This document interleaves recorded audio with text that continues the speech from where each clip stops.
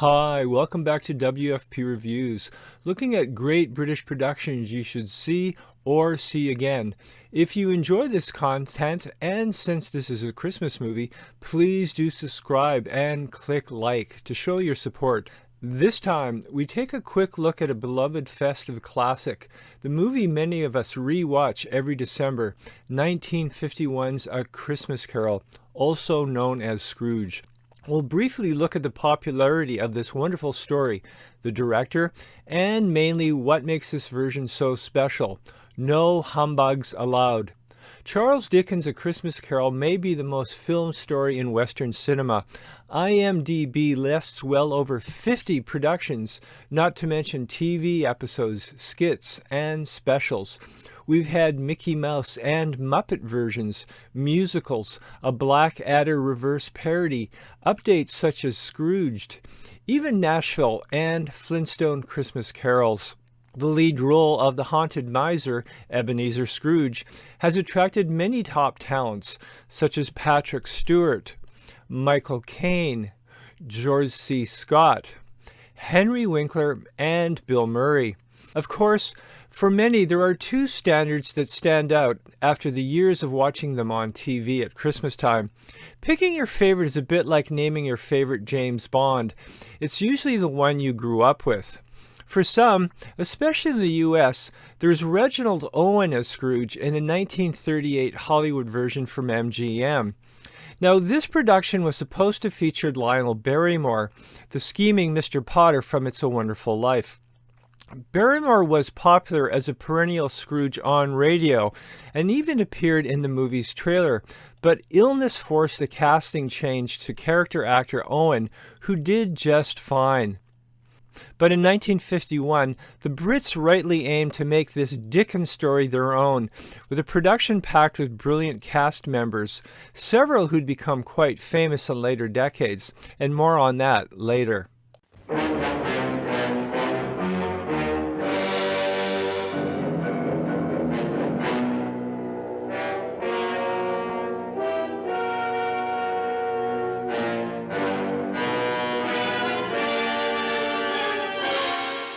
From the opening credits, this story of redemption starts on a darkly serious tone with the ominous first notes of Richard Adelson's score before it softens into the reassuring Hark the Herald.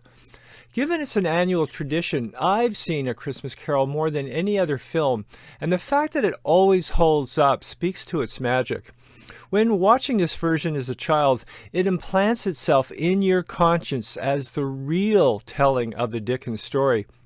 But well over 30 viewings later, a film packed with what would become well-known tropes still works well, and that's largely due to the richness of the characters and the performances. Fueled by their glorious stage tradition, Brit movies abound with wonderful supporting players. In our film, who doesn't love the scene in the grimy parlor when the two servants and the undertaker visit the pawnbroker to sell off Ebenezer's effects? With a face like a dour Alfred Hitchcock, Miles Malleson is scruffy perfection as the owner in his one scene, while rumpled Kathleen Harrison is memorable as Mrs. Dilber, selling the curtains off the deathbed. The ensemble also had faces that would become familiar in future years, such as Patrick Macnee, Peter Bull, Michael Hordern, and George Cole. Of course, topping the list is Alastair Sim in his career-defining role as Scrooge, the unfeeling miser who is redeemed on Christmas Eve. But you don't think me ill-used if I pay a day's wages for no work, do you? It is only once a year, sir. It's a poor excuse for picking a man's pocket every 25th of December. With Sim's frown and heavy eyelids, each time you start watching the story, it seems this time Scrooge's heart may not be moved. Naturally, Sim's Scrooge always transforms from ghastly to giddy, and each time it's heartwarming. People don't always change, so it's special to see Scrooge visit his nephew and save Tiny Tim. A great stage actor, Sim had over 60 screen credits, but to all of us he is and will remain Ebenezer Scrooge. Years later, he'd return to the role, reuniting with Hordern for an animated version narrated by Michael Redgrave. Along with its strong cast, the film also boasts great costumes and sets that evoke Dickensian England, plus those wonderful period animated toys.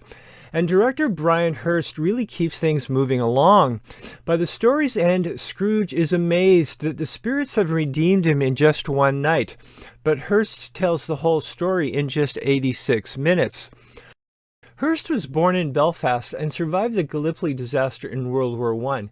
He worked with and befriended fellow Irishman John Ford in America.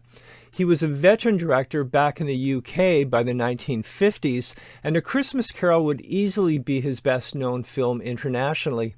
Fortunately, it was filmed in black and white, which, as Orson Welles observed, always makes performances seem better, and fits the dark, dreamlight elements, such as the grim ghost of Christmas yet to come.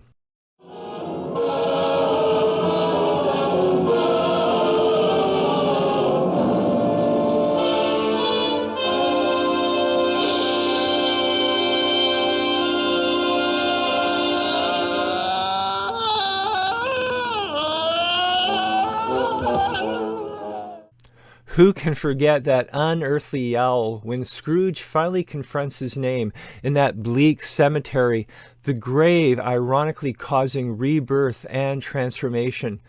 The story's final chapter is remarkable and welcome as Scrooge bursts into joy for his new life. He really does seem as light as a feather, as he says, while decades of pent-up repression and cruelty melt away. Upon release, the film was a hit in Britain, but struggled in the US, where reviews were mixed.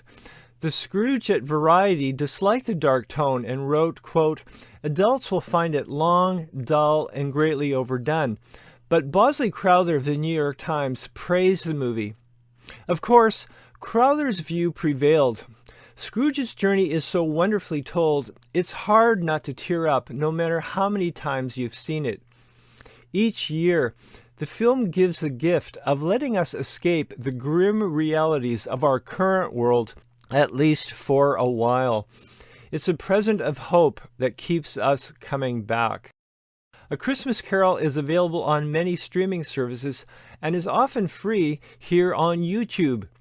I hope you have a great holiday season, and thanks for watching. As always, please comment and do subscribe, and come back soon to Walt's Flicks Picks.